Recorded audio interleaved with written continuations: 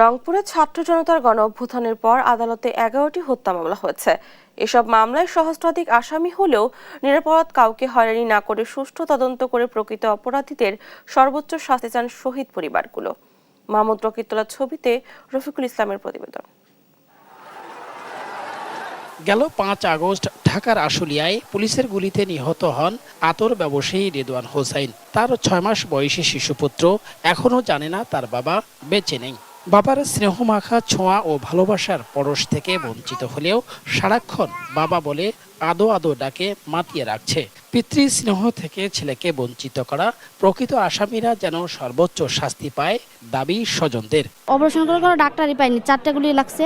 4টা গুলি লাগার পর 3টে গুলি বের হয়ে গেছে, আর একটা গুলি হচ্ছে ভিতরে ঢুকে সন্ধ্যা 7টা থেকে 8:30টার ভিতরে আপনারই আইছে, মৃত্যুর সংবাদ আইছে। সরকারের কাছে একটাই আবেদন, আমরা এর সুষ্ঠু বিচার চাই এবং সহযোগিতা চাই, যেন এই অসহায় মার পাশে দাঁড়ায়।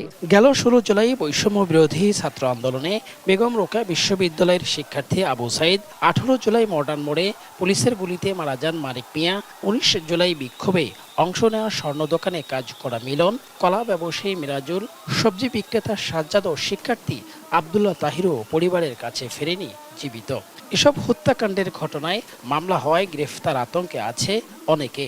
তবে নিরপরাধ কেউ যেন হয়রানির শিকার না হয় সেদিকে সজাগ থাকার আহ্বান জানিয়েছেন শহীদ পরিবার ও মামলার বাদীরা। আজকে আমি আমার জায়গা থেকে বুঝতেছি, আমার 2টা সন্তান, আমি চাই না কোনো নিরপরাধী লোক বা দোষী হোক এখানে। আইনজ্ঞরা বলছেন, এসব মামলার এজাহারে হত্যার ঘটনায় স্পষ্টতা ও প্রত্যক্ষদর্শীর স্পষ্ট সাক্ষ্য না থাকলে আদালতে হত্যাকারীদের অপরাধ প্রমাণ কঠিন হবে। এজন্য স্পর্শকাতর এসব মামলায় তদন্ত কমিশন গঠনের পরামর্শ সিনিয়র এই আইনজীবীর। আবু সাইদ বীর শ্রেষ্ঠ মামলা নিয়ে এইরকম ধরনের বাণিজ্য হবে, এটা তো আমরা হতে দিতে পারি না।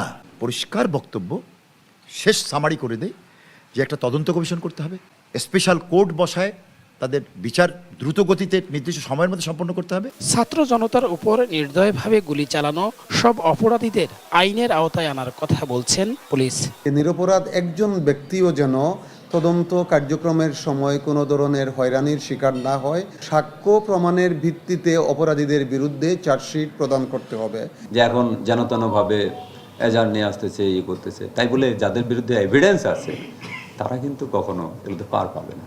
বৈষম্য বিরোধী ছাত্র নেতাদের তথ্য মতে ছাত্র জনতার আন্দোলনে রংপুরে অসংখ্য আহত সহ নিহত হয়েছেন 12 জন। দ্রুত এসব হত্যাকাণ্ডের বিচারের দাবি সবার। রফিকুল ইসলাম, দেশ টিভি, রংপুর।